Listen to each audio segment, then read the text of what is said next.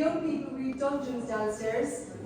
I do babysitting service for parents, if anybody's interested. I do charge extra, but sometimes the kids believe me, so they get a bit scared. I'm only joking. So,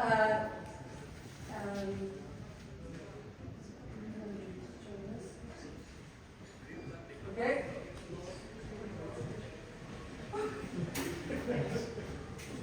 I'm very happy.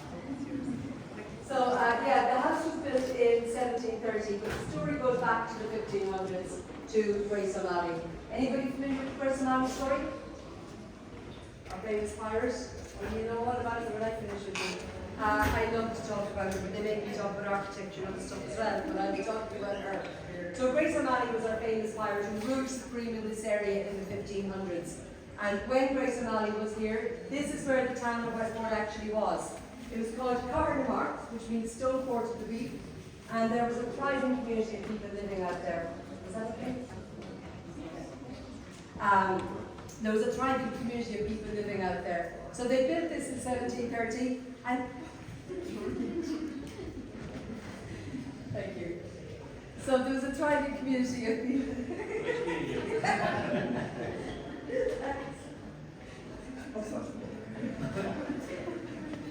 I have no morals. What did I do for that? That better be professional, I'm sorry. So yes, they built this in 1730 and they added to it again in the 1750s. And at that point, they were so over those peasants out there ruining the look of the place. So they decided to move them on. But where would they put them? So they built the town of Westport where it is today in what was known as the Hollow. And they actually moved, they reclaimed the land then. So Westport is one of the few towns in Ireland that's actually been architecturally designed and planned. Bon appetit. And so most towns in Ireland were poor. They evolved and grew, but Westport was planned. Right down to changing the course of the river. Have you all been in the town? You'll see the river is like a canal. Well, that was the Carabeg River, and it meandered quite a bit. And the Georgians liked everything to be exact. So they rerouted the course of the river to fit in with their plans for this tree-lined boulevard. Not the cleverest idea they ever had, because as you know, we get a drop of rain here in the west. So most winters, the river actually burst its bank, reverted back to its natural course and flooded all those lovely Georgian buildings along there. In 1990, we had very heavy rains, in November 1990, and of course, the river burst its banks and went back to its natural course. But after a couple of days, the waters had receded. So we have a picture in the local newspaper of the postman going about his business, opening a letterbox, and half the river came out to the top of it. That was the solicitor's office. So there was all sorts of personal details going around the streets that day, and it finally prompted Mayo County Council to finally address the situation. It only took 200 years to sort it out. So that was in the 1990s. Please don't ask me the engineering, I don't know, but they fixed it. It hasn't happened since. So that's the Carabeg River, and then they added to the house again in the 1770s, and that's what we see today. So when the house was first built, it was one room deep. It came as far as these pillars, so I went back to you. It came as far as these pillars. There was a Venetian window here, and the Atlantic Ocean out the other side of it. The Atlantic came right up against the gable of the house, as it did Grace O'Malley's castle was here before that. And this was some feat of engineering. They decided they wanted to reclaim the land. So they built a dam, and the lake you see down there is a man-made lake. And they pushed back the Atlantic by about 200 feet, thus reclaiming the land. So then initially that was a courtyard, then it was the first library, and then they put the staircase there in the 1850s. The initial staircase was there in a room just there. So the staircase is Italian marble. When I started working here, I was terrified of it because I didn't know how it stayed up. It just seems to be floating there. But it's actually called cantilever. So there's as much marble built into the wall as there is on display, and that's what actually balances them and keeps them up. The most photographed item in the house is our angel here, the Angel of Light, she's called. She's the Archangel Oriel. To the children, she's not a unicorn, that's a symbol of the Holy Spirit. So the family called her their Angel of Wycombe, and their tradition was when they came back from holidays and trips abroad, the first thing they would do was go upstairs and shake her hand. She's supposed to bring prosperity and good fortune, so you're all welcome to have a little shake of her hand if you wish. I am deadly serious about this. You've seen I have no morals. I want my commission, if anybody wins the lottery or anything after shaking your hand, the name is Maureen, and Maureen at Westport House will get me, and I'm serious about that. Either side of the pillars there, you'll see two rather tattered looking flags. And the story is, an old soldier never dies, he simply fades away. And they're being left to fade away with respect. We've no documentation, we don't know how they came here, we don't know where they're from. But we had a guest here a few years ago, and he was something of a flag enthusiast, and he examined them, and he thinks they're from the Crimean War. And as it happens, our 5th Marquess visited Crimea during that war, and his brother fought in it, so there's every chance that they brought them back. Then, the first Brown to come here was this man here. Have you ever heard the saying, the big wigs? The bigger the wig, the more important they were, so he obviously felt it was very important. He is Colonel John Brown, and he was an Englishman. He came from Sussex, and he was very political. He was very involved in the Williamite Jacobite Wars, which was essentially the wars between the Catholics and the Protestants. He was on the Jacobite side, the Catholic side, which was ultimately the losing side, and he lost everything as a result. So, what does a fella do when he's broke? He marries a woman. He married Grace O'Malley's great-great-granddaughter, and her name is Maud Burke. So, he married her. So he owed a fortune, and he had no way of paying it back, despite marrying a wealthy woman. So he decided to fake his own death. He had it printed in a Dublin newspaper that he had died, when in fact he was down here in the West, not in Balderrotherham. But in those days, coming this far west was such an ordeal that nobody came to investigate. He pulled it off, and he lived for 7 years after his supposed death. So on his portrait there, we have 2 dates of his death, his actual death and his made-up death. So he left his debts to his son, who was known locally as Poor Peter, and then it was their grandson that built the house in 1730. Before we leave here, I just have to show you the oldest thing in the house. Can anybody guess what it is? Catherine over there? Excuse me? It's the antlers over here, over the fireplace. He's a wild Irish elk, and he came to Ireland between 7,000 and 10,000 years ago after the last ice age. They were an enormous animal. You see those doors?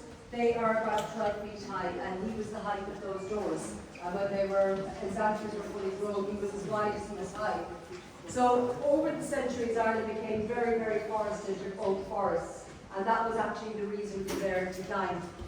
They were so enormous, they found it more and more difficult to sustain themselves, to feed, and they went into decline and then finally became extinct. And he was found in Castlebar, in a bog, our neighbouring town, 170 years ago. So I had a little boy on tour with me last year. He took a huge shine to those antlers, and he asked me could he call him Kevin. So he's now Kevin forevermore. So if you come this way, we'll go to the gallery, and I'll talk to you a little bit more about some family members. Just want to go down a moment. Just down to the gallery.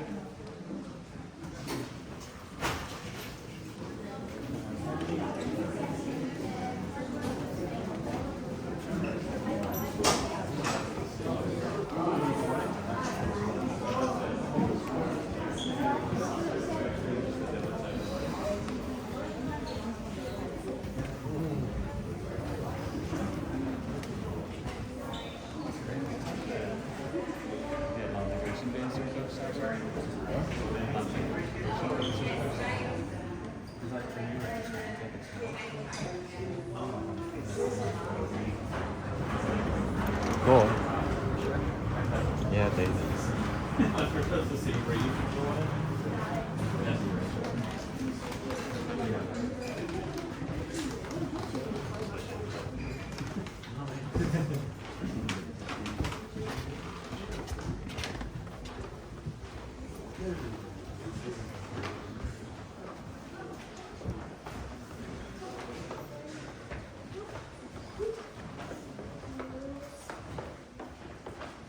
So this room here is the drawing room, and the drawing room gets, the room behind me I should say, the drawing room gets its name from the fact that after dinner the ladies had to withdraw. They had to leave the table and let the men talk about the important things.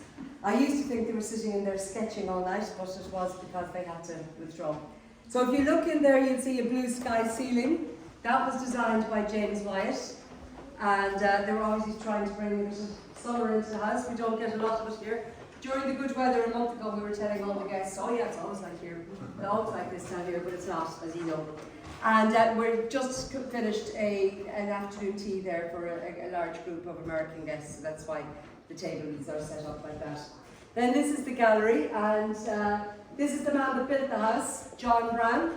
You'll notice that they're all Johns and Peters in this family. And Johns and Peters, he built the house when he was 21. He recouped the family wealth because, as you know, his grandfather had lost all of the money in the Williamite Jacobite Wars. So he established a linen industry here in the town, and he recouped the family wealth. This is poor Peter that I told you about, John Brown's father. And then this is John Brown's son, the guy with the ponytail down here.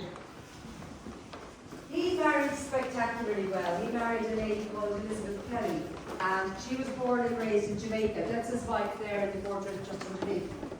She was born and raised in Jamaica, but her father came from County Galway, and his name was Dennis Kelly. And Dennis Kelly decided to leave Ireland after Cromwell paid us a visit. Many Catholics who had money actually left the country if they could, and her father immigrated to Jamaica. So he established 3 sugar plantations, which means, of course, that this family's wealth is based on the slave trade. She was enormously wealthy, and she was an only child, so her father, Dennis Kelly, was quite upset that the Kelly name would die out when they married. So this is where money talks. He had it written into the marriage contract that Dennis Kelly would take the name, or that Peter Brown would take the name Kelly, Peter Brown Kelly, when they married.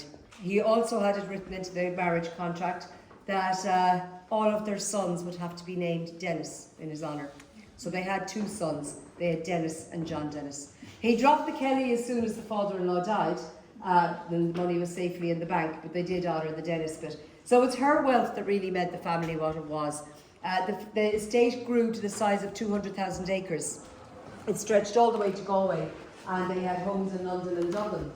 So John Dennis here inherited in the late 1700s. He looks a little bit like William Shackler, doesn't he?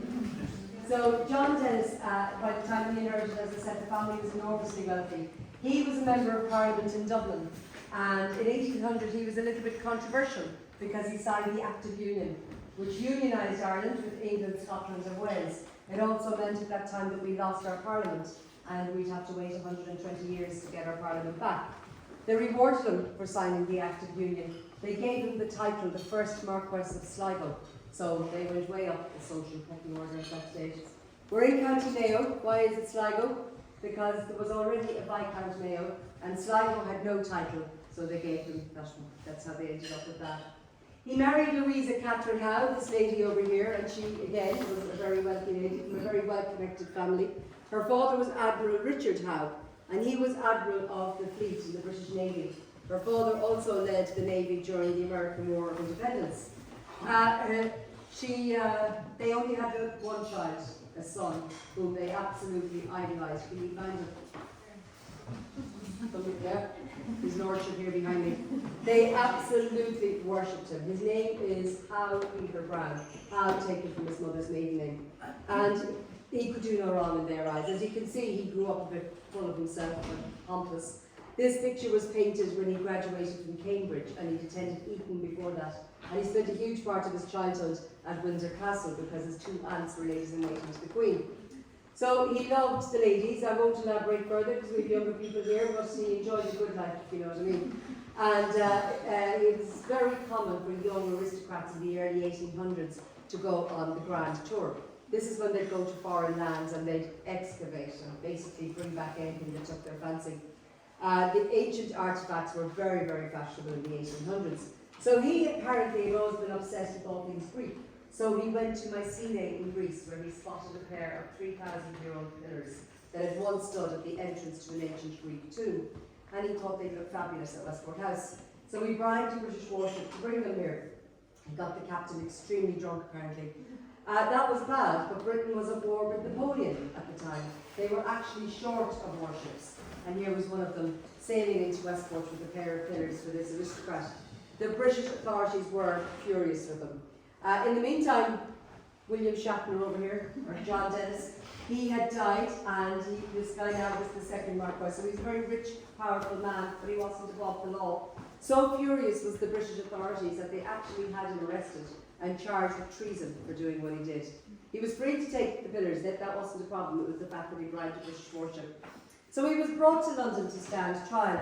His mother travelled over with him. She was absolutely petrified that her darling boy might go to the gallows because treason was hangable. He stood trial and his mother attended every day. He was spared the gallows. He was sentenced to 6 months in prison and fined £5,000, which in today's money is roughly £250,000.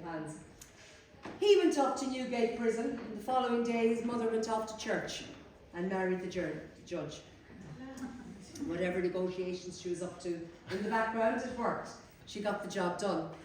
No surprise here, the marriage didn't last. It only lasted about 8 months, and then she came back here to Westport and she left Judge Scott, that was his name, she left him over in London where he remained. Apparently he was stunned when he got the letter from his mother saying she'd married the judge. He came back here to Westport then, and he was a very popular landlord. This estate was thriving pre the famine. Daniel O'Connell once said at the House of Commons that if there was more landlords like Westport, and that was his nickname, Ireland would be in a better state. He voted for Catholic emancipation, and he was a very fair landlord. And then he married, when he was 28, he married the daughter of the Earl of Clanrickard. Her name was Lady Hester Catherine de Burgh, and she was 16, he was 28, and they had 14 children. So in the early 1830s, he was sent to Jamaica as Governor General. Now remember, that's where the family wealth had come from. And he actually would have inherited the 3 sugar plantations. But when he got there and he saw firsthand the plight of the slaves, he was appalled. He thought it was horrendous. So he joined the abolitionist movement, which got him into more trouble in the House of Commons, because a lot of those peers, their wealth actually depended on the slave trade. But he persevered, and finally in the late 1830s, the Jamaican slaves were freed. So they named the first free town in Jamaica Sligoville in his honour. That was his title. So he came good in the end. In 1990, Jeremy and Jennifer visited Jamaica, and they got a fabulous reception. Jeremy and Jennifer, I should say, are our last Marquess and his wife. They visited Jamaica, and they were very, very well received because of what he'd achieved. And they were brought to Sligoville. And Jeremy wrote, when he came home, he wrote with some amusement how shocked he was to meet so many cousins while he was out there, because your man here had been a very busy boy in Jamaica. We had a lovely gentleman here a few weeks ago from Jamaica who was fulfilling a lifelong dream to come to Westport House. He was actually a direct descendant, and there's many more of them. So he died young, he died in his early 50s, the poor fellow was worn out at this stage, and he died in London. And he died in 1845, which was the eve of our greatest calamity, which, as you know, was the famine. So his wife remained in London after his death. She was absolutely heartbroken, but she was aware of the horrors that were starting to unfold here on the estate and indeed throughout the country. So she wrote to their steward, his name was Hildebrand, and he was running the estate in their absence. And she wrote directing him to give the sum of £2 to each of the tenants on the estate. Now that wasn't common with landlords in Ireland. Most of them couldn't read or write, but those that could wrote back thanking her ladyship for her most generous gift of £1. Hildebrand had pocketed the rest at such a dreadful time in our history. So there's an interesting exhibition upstairs, Lady Sligo's letters, her letters written during the famine, and they give us a great insight. But there's also a letter up there where Hildebrand is getting the boot, and rightly so. So in 1919 to 1921 we had our War of Independence, and in 1922 we had the Civil War, and up to 280 of these houses were burnt to the ground at that time, mostly as a symbol that the landlord system is over and gone. But Westport House apparently was never under threat because they had been quite decent to their tenants. The guy with the grey beard over there, George, they finally changed the name to John and Peter. George inherited, and he ran the estate with his mother. And there's 2 sides to George. He actually paid for a ship to come over from America filled with grain to feed the people of this area. He paid for it completely. But he also cleared some land out close to Lena for a hunting lodge and left many people to die. You might have heard of the Dulloch tragedy, where many tenants went to the poor law office, if you like, looking for help. They were told it was closed and to come back tomorrow. And there was horrendous weather, and most of them perished on the side of the road that night. and he's responsible for that too. So there's two sides to him. But in general, the family were seen to have been very decent during the famine, so apart from him. I'm supposed to be objective. So then we jump a century to the last family to live here.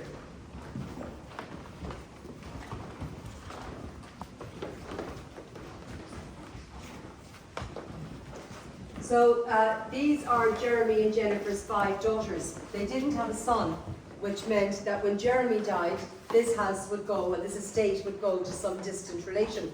These houses never went the female line. So Jeremy, by the mid-1980s, felt that was a ridiculous, outdated law and it should be changed. So he decided to go the legal route at this point. So he hired Mary Robinson, who many of you will know, she became our first female president. And she was his barrister, and between them, they wrangled with various Irish governments to have the law changed. Finally, in 1993, it took almost 10 years, the Senate passed the bill allowing these girls, and many more like them, to inherit. The title was English, however, so the title still went the male line. So today, there's a real estate broker in Sydney, Australia. His name is Sebastian Brown, and he's the 12th Marquess of Sligo. He's a second cousin of Jeremy. We're not even sure that he's ever been here, but he got the title.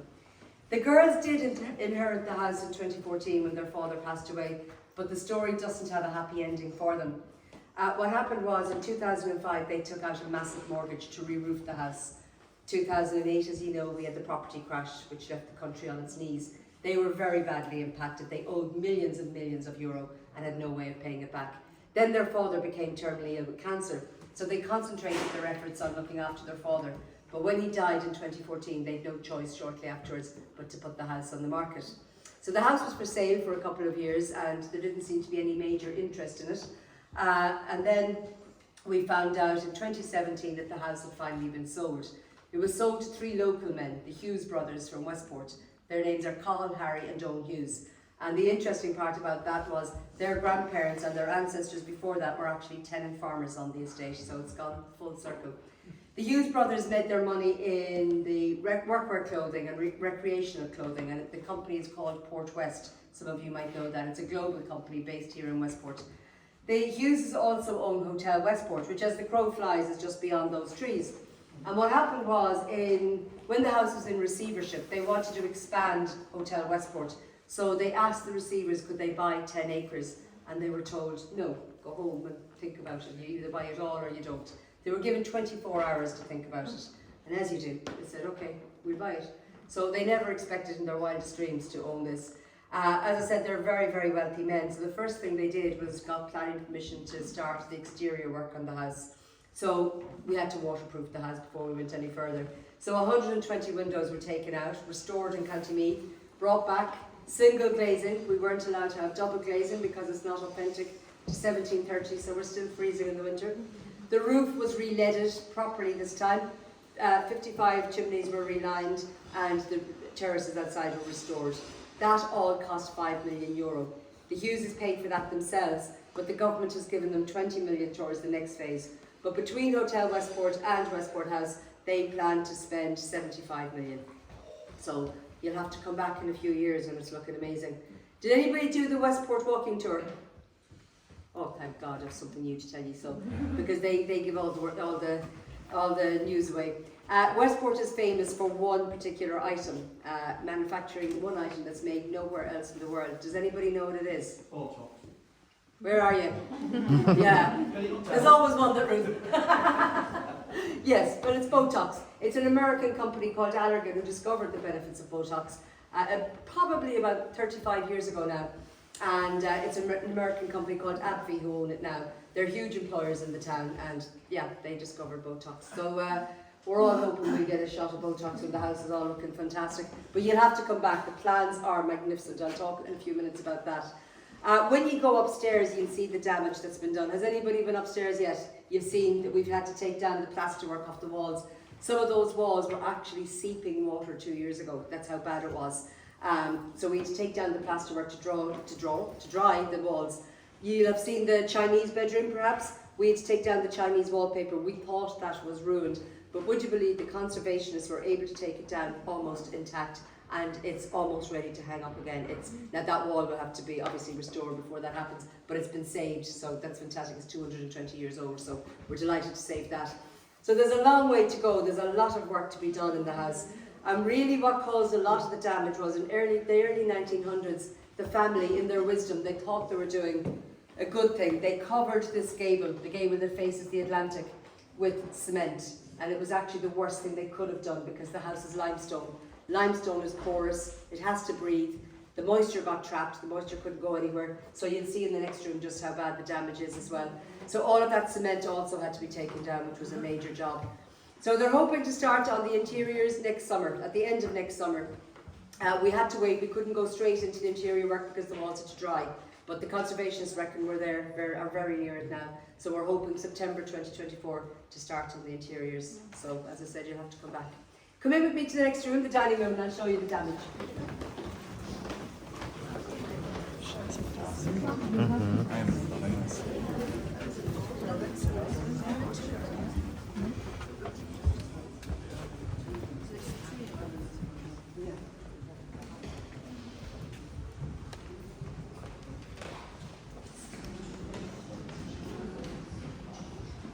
Yes, you're quite right. You know your stuff.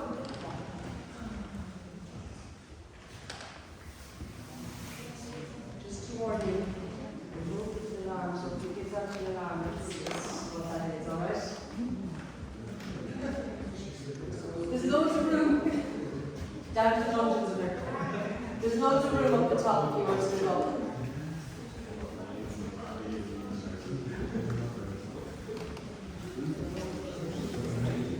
That's Alfred, who's in World War I, and he was to inherit, Alfred Bryan, and he was to inherit. So then Jeremy's father inherited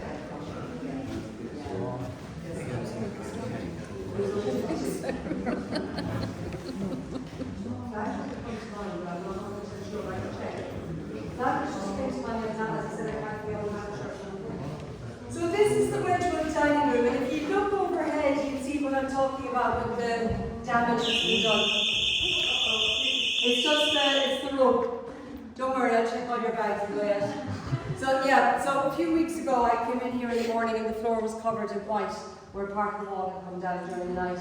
So it's really in the nick of time that we're getting to start the conservation work. We open these shutters and we close them. We open them in the morning, we close them at night, and the amount of flaky paint that lands down on us these days is horrendous, but it's a sure sign that the wall is actually drying, so we are ready to go. The room we were in, the gallery, was also Wedgwood design, but Peter, the guy in the big painting, hated it, had it taken down. And his wife returned from London just in time. She was raging, and she stopped him getting his greasy little mitts on this room.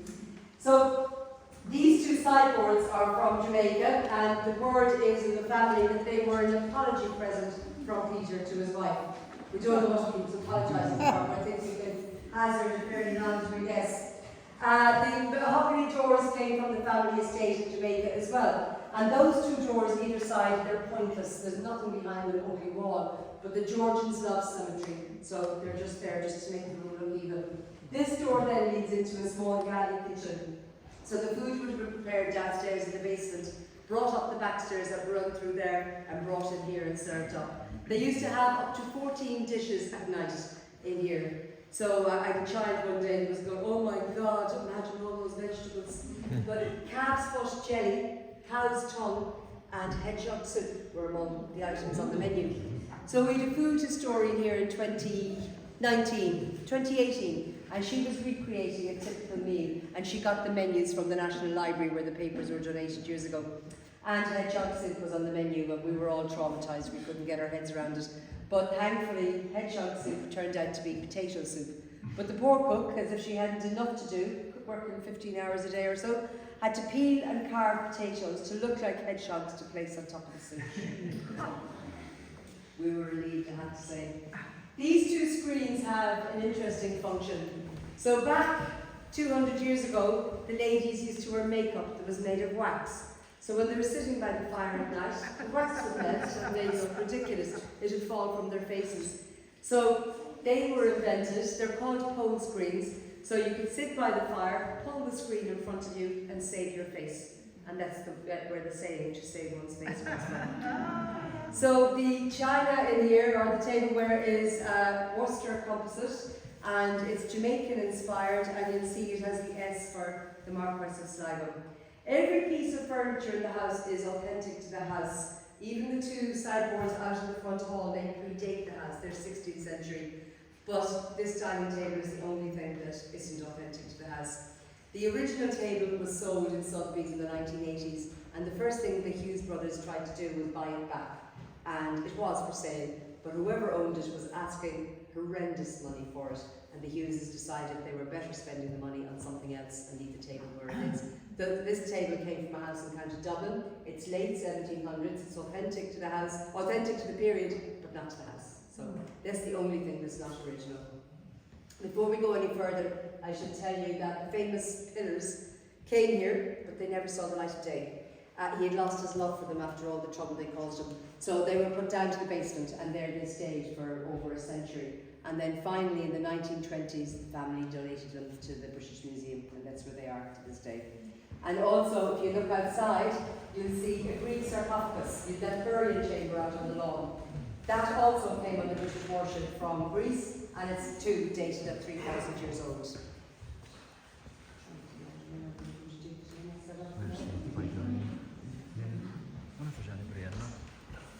Oh no. See, I tried to distract you by getting you to look out the window. That didn't work out on this last year. Thank you very much. Thanks.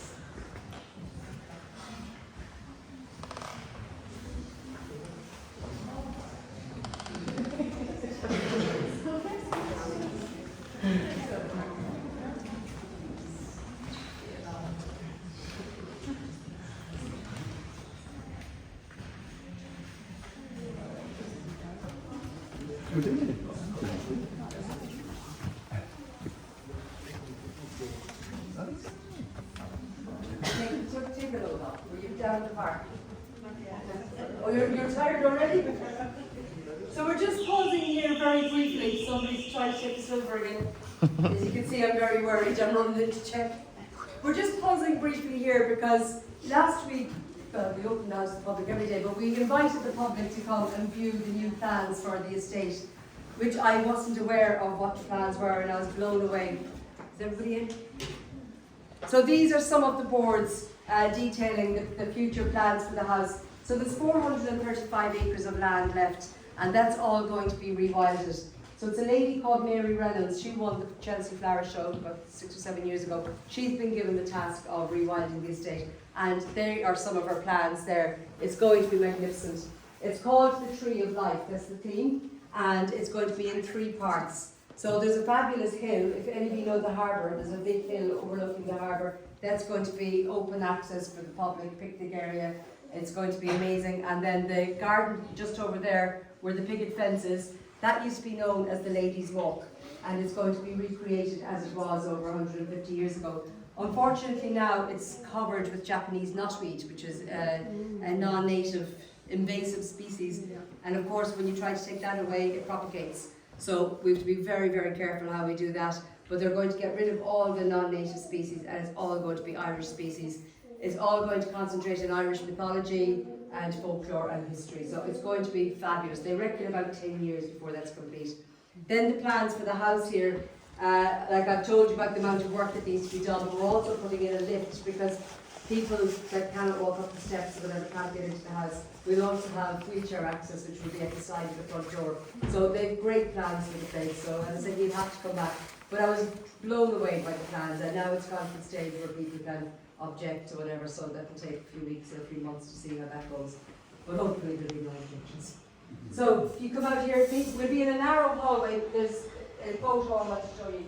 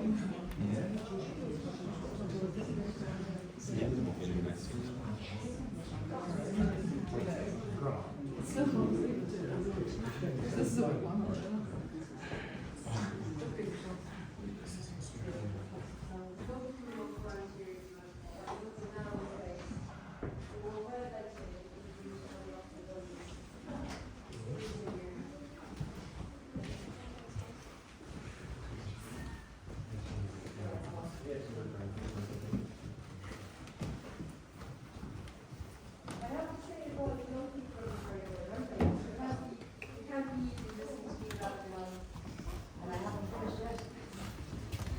So the reason we stop here, there's more room up as well if you want to come up. I think this is one of the biggest tours I've had in a while. It's great. So the reason we're stopping here is because this is a picture of Jeremy and Jennifer and the 5 daughters, and this was taken in 2014. It's a poignant photo because Jeremy, can you all hear me? Jeremy died a few weeks later. He was actually very sick in this picture. He had written a book 50 years ago, and it was 50 years of his experience of owning Westport House, and this was taken on the night of the launch. Jeremy inherited when he was 21 in 1960, and he really didn't know what to do with the house. He was raised in England, and his father wanted nothing to do with it. They had a nice life over in England, and this was now a money pit. The money was long, long gone, and the acreage was down to 500 acres. So his father gave it to him and said, look, do what you want with it. So Jeremy, the first thing he did was put it on the market to see how much it was worth. And in 1960, he was offered £6,000 for the 500 acres, and they were going to demolish the house. So he said no to that. So he decided to concentrate on bringing tourism to the area. So anybody that's been here before will know that we had a zoo here in the 60s and 70s. We've had rock concerts, we've a pirate park for children. We've had, you name it, horse shows, everything and anything, including the pink rabbit. Did anybody remember him? We had an 8-foot pink, luminous pink rabbit called Pinky, and he terrorised a generation. So everything and anything to keep the place going. And it's rather tragic that it was the roof that broke the camel's back in the end. Jeremy and Jennifer lived here from 1960 to 1969, and they lived in a small apartment halfway down the stairs there, which would have been servants' quarters originally. And then they moved out in 69 when the house was getting busier and the family was growing. So they moved to a house on the estate, and that's where Jennifer is to this day. She and 4 of the 5 daughters have homes on the estate, and they weren't part of the sale. So they were exempted from the sale. So we still have that link with the Browns, even though they don't have anything to do with the place anymore. Sheila, the oldest daughter, was involved in running the estate with her father, and she wrote in the Irish Times last year, it was like having her oxygen cut off when they lost the house. It was a horrendous time for them. They put their life's work into it, but the other side of that is the Hugheses have the money, they've saved the history, the culture, the house, they've saved the estate, and as I said, the plans for the future are amazing. It does employ a lot of people as it is, and it will employ more. So they're very respectful to the Browns. They invite them to all the meetings with the conservationists and the architects, etc. And they do come, and they're very much in the loop, and the relationship is good. Sheila hasn't come to any of them. She can't come into the house at all. It's that raw still, so it's a hard time for them all. Now, I'm going to finish up by talking about Grace O'Malley for a minute, okay? I'll move up here.